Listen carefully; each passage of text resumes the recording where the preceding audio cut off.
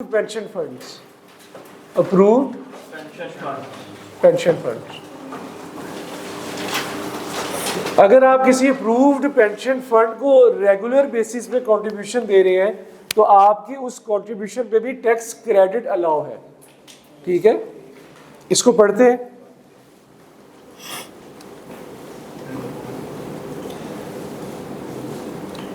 पहला पैराग्राफ छोड़ के जरा दूसरे पे आए। एज पर सेक्शन 2 का sub section 19A, eligible person means an individual Pakistani who holds a valid national tax number or computerized national ID card or national ID card for overseas Pakistani issued by National Database and Registration Authority। ये कौन है? नादरा। हाँ, देखें सही, नादरा को ये कहते हैं। सही है। एलिजिबल पर्सन कौन है?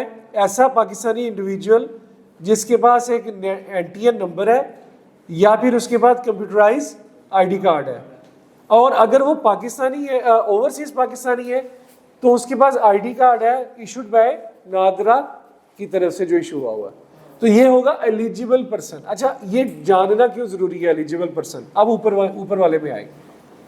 N eligible person as defined in section 19, जो नीचे डिफाइन किया गया है, deriving income chargeable to tax under the head salary और the head income from business shall be entitled to a tax credit। उसे tax credit मिलेगा for a tax year in respect of any contribution or premium paid in the year by the person in approved pension fund under the voluntary pension system rules।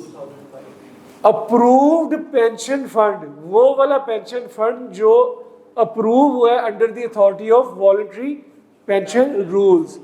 उस fund में जो contribution करेगा एक eligible person, उसको उस contribution पे tax credit मिलेगा। ठीक है, उस फंड में जो कंट्रीब्यूशन करेगा एलिजिबल पर्सन, उसको अपने कंट्रीब्यूशन के ऊपर टैक्स क्रेडिट मिलेगा। ठीक है, ये इस तरह से है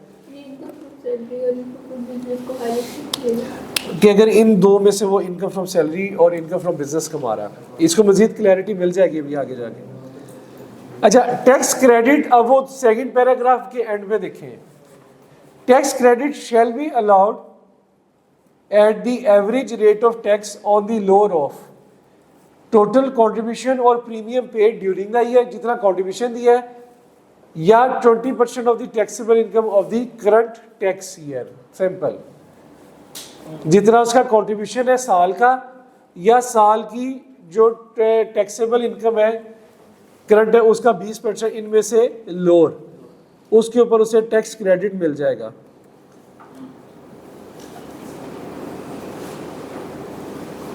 ये भी यहां तक मैं आपको पढ़ा रहा हूं। जो नीचे वाले 2 पैराग्राफ्स हैं उसकी जरा डिटेल और है, लेकिन फिलहाल उसको बाद में पढ़ेंगे। फिलहाल इसको मैं यहाँ तक ही अभी आपको यहाँ पे एंड करा रहा हूँ। यहाँ पे एक क्वेश्चन आपको करवाना है ताकि ये चीज़ें क्लियर हो जाए। यार ये बुक दीजिएगा।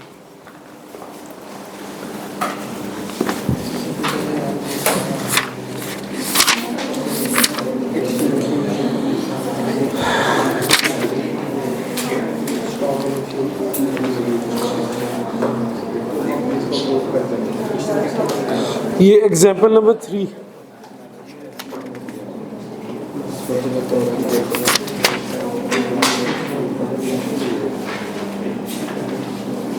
यस, एग्जाम्पल नंबर 3 ग्रुप में दीजिएगा। ये हनान,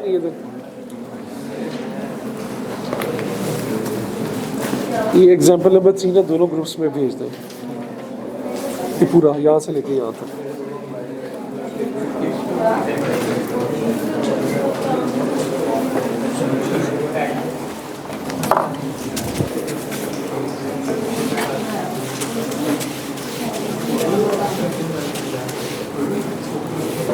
ये एक एग्जांपल आपको आ रही है व्हाट्सएप पे, ये जरा देखिएगा।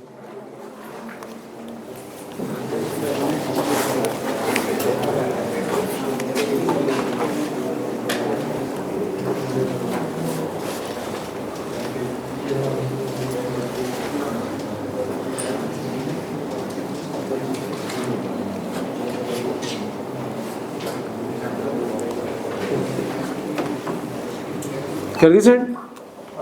ये देना मोबाइल अपना, मेरा मोबाइल ऑफ होने लगा। Thank you. मिस्टर आतिफ, सबके पास आ गई है?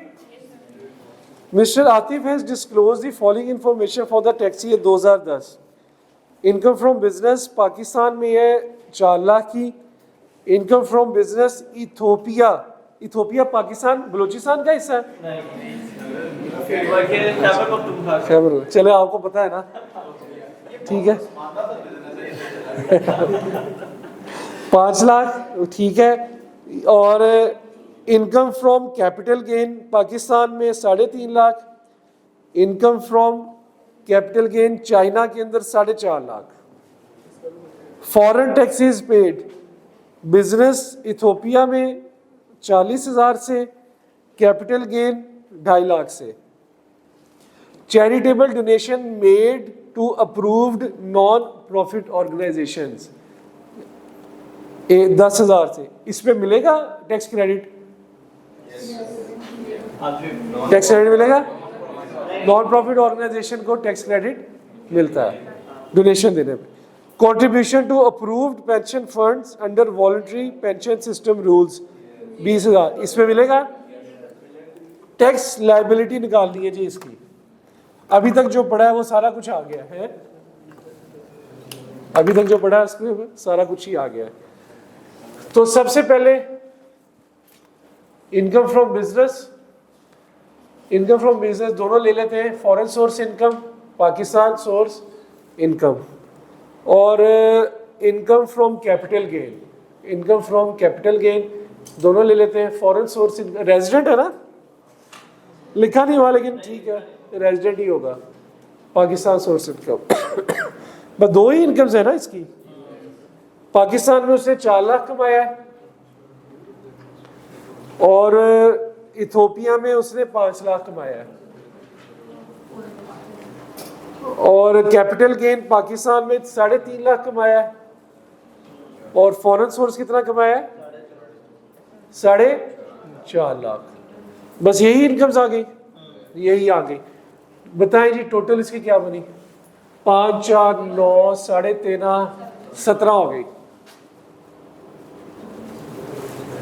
17 हो गई, ठीक है।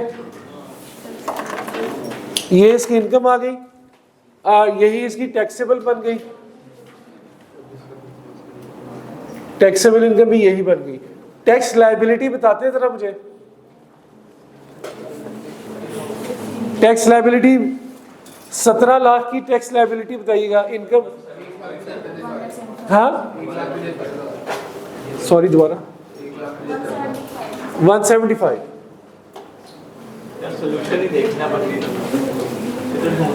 ठीक है। टैक्स लायबिलिटी आपकी 175 की बन गई। यहां तक क्लियर है? अब मुझे एक बात बताएं, इसके पास कौन कौन से सोर्सेज ऑफ इनकम है और इसको कितने टैक्स क्रेडिट अलाउ है?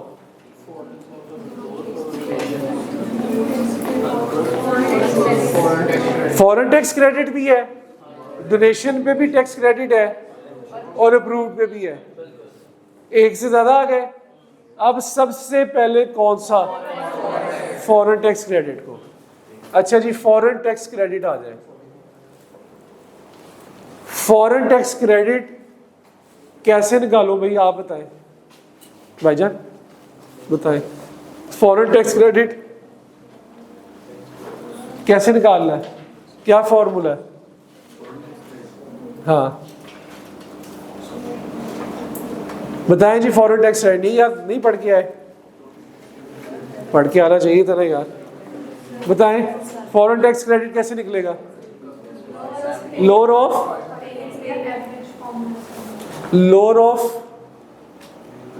क्या? Lower of foreign tax paid और Pakistani tax law average formula. अच्छा, फॉरेन टैक्स क्रेडिट जो है वो दोनों का निकलेगा, बस एक का ही इकट्ठा निकाल दें? हर हेड ऑफ इनकम का सेपरेट निकलेगा। तो ये मैं अभी बता रहा हूं बिजनेस का, बिजनेस का फॉरेन टैक्स कितना पे किया था उसने है ये 40 और एवरेज फॉर्मूला के तहत कैसे निकलेगा 175 का टैक्स है 1700 पे तो 500 पे कितना टैक्स होगा 175 का टैक्स है 1700 पे तो 500 पे टैक्स कितना होगा लग रही है समझ कितना है 51.47 इन दोनों में से लोअर कौन सा है 40 तो ये 175 था इस 175 में से 40 लेस कर लगी समझ हाँ जी हमजा लगी समझ आगे अब चले कैपिटल गेन पे सेम लोअर ऑफ फॉरेन में कितना टैक्स पे किया है 250 और फॉर्मूले के तहत निकाला कैसे कि 175 का टैक्स था 1700 पे तो 450 पे कितना टैक्स होगा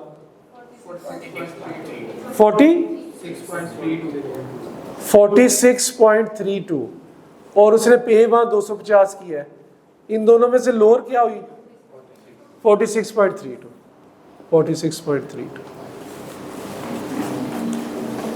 ठीक है सॉल्यूशन करने पे फोकस ना करें किया हुआ आपको नीचे दिया हुआ है समझने पे फोकस करें आपको जो एग्जांपल दी है वो तस्वीर दी है उसमें सॉल्यूशन ऑलरेडी है समझने पे फोकस करें लगी समझ आपको लगी समझ पक्की बात है इधर ही है क्लास में है अच्छा कितना हो गया जी दोनों लेस करें जरा 175 में से 40 88.68 ये तो था हमारा फॉरेन टैक्स क्रेडिट अब हमने पढ़ना था कि जी हमने बाकी भी करने हैं बाकी करने के लिए सबसे पहले अब मैं लेस करूंगा किसको डोनेशंस वाले को अच्छा डोनेशन कितनी दी है डोनेशंस वाले का क्या फॉर्मूला है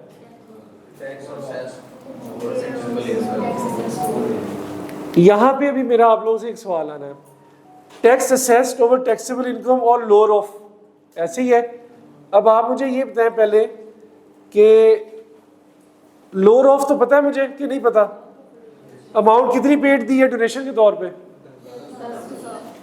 कितनी दी है 10,000 10 लिख ले और इंडिविजुअल है एओपी है इंडिविजुअल है तो 30% ऑफ टैक्सेबल इनकम तो टैक्सेबल इनकम कितनी थी 1700 इसका 30% क्या बना 510 तो लोअर ऑफ तो मैंने इन दोनों का लोअर लेना है ठीक है सिंपल सी बात है टैक्स असेस्ड और टैक्सेबल इनकम ठीक है ये मुझे बताएं कौन सी उठाऊंगा tax assessed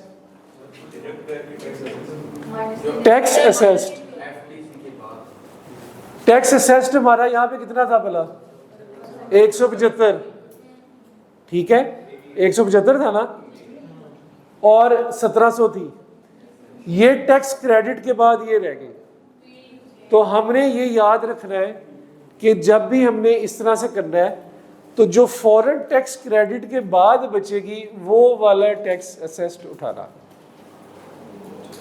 foreign tax credit के बाद जो बचेगी ठीक है तो यहाँ फॉर्मूले पे जो टैक्स असेट निकलेगी ए के ऊपर दैट विल बी 88.68 आगे कर ले 88.68 divided by taxable income 1700 multiply by 10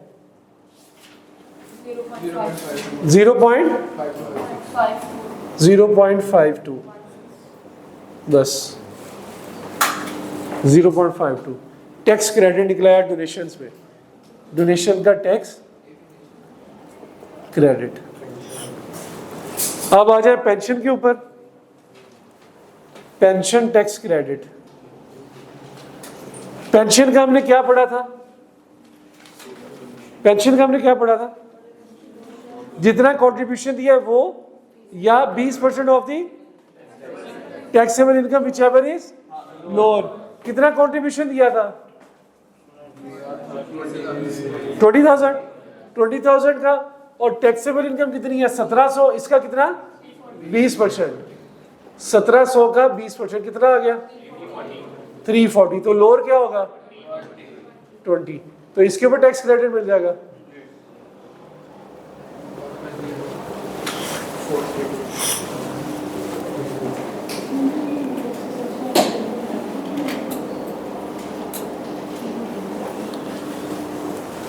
इसके ऊपर टैक्स क्रेडिट मिलेगा, लेकिन इसके अंदर एक चीज रह गई है। ठहरे जरा,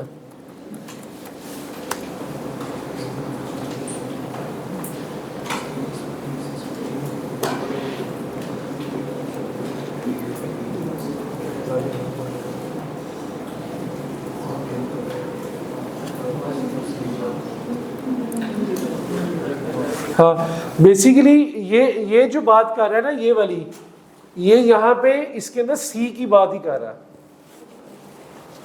ठीक है, यहां पे हमने पढ़ा था ना ए और बी इंटू सी। डोनेशन के अंदर सी ये है, और जो वॉलंटरी पेंशन है उसमें सी ये है। ठीक है, जितना आपने डोनेशन कंट्रीब्यूशन दिया वो, या 20% of the taxable which ever is lower. तो इसी को भी उस तरह करें, 88.68 डिवाइडेड बाय 1700 मल्टीप्लाई बाय 20, ये निकालें 1.04। तो ये बना जी 1.04 टैक्स लायबिलिटी। अब रिमेनिंग कितना रह गया?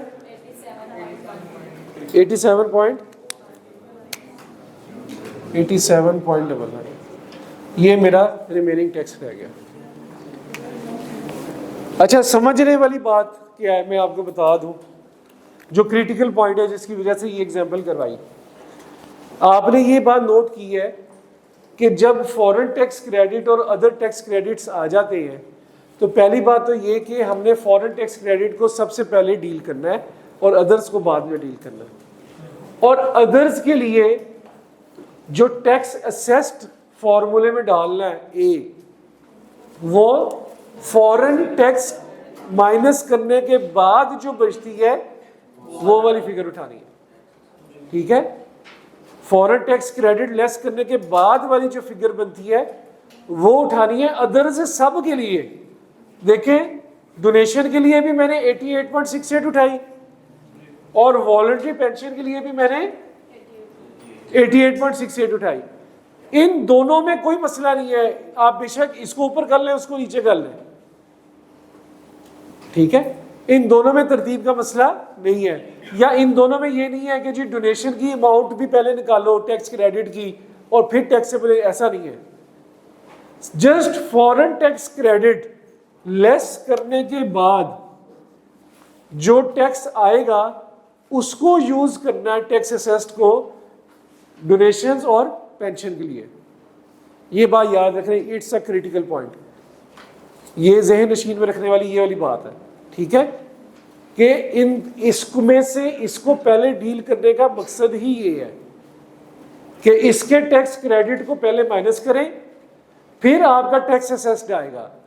तो इन दोनों फॉर्मूलों में देखिए टैक्स असेस्ड यूज हो रहा है, तो मैंने दोनों में कौन सा उठाया है? फॉरेन टैक्स क्रेडिट लेस होने के बाद। और इन दोनों को करते वक्त मैंने कोई नहीं किया कि जी पहले उसको लेस कर दो इसको लेस, नहीं, इन दोनों के टाइम पे इक्वल उठाया, 88.68 उठाया, और पेंशन के लिए भी 88.68 ही उठाया। ये इसका एक क्रिटिकल पॉइंट है, इंपॉर्टेंट पॉइंट है, जो थोड़ा सा कंफ्यूज करते हैं स्टूडेंट्स। तो this is the main difference. ठीक है,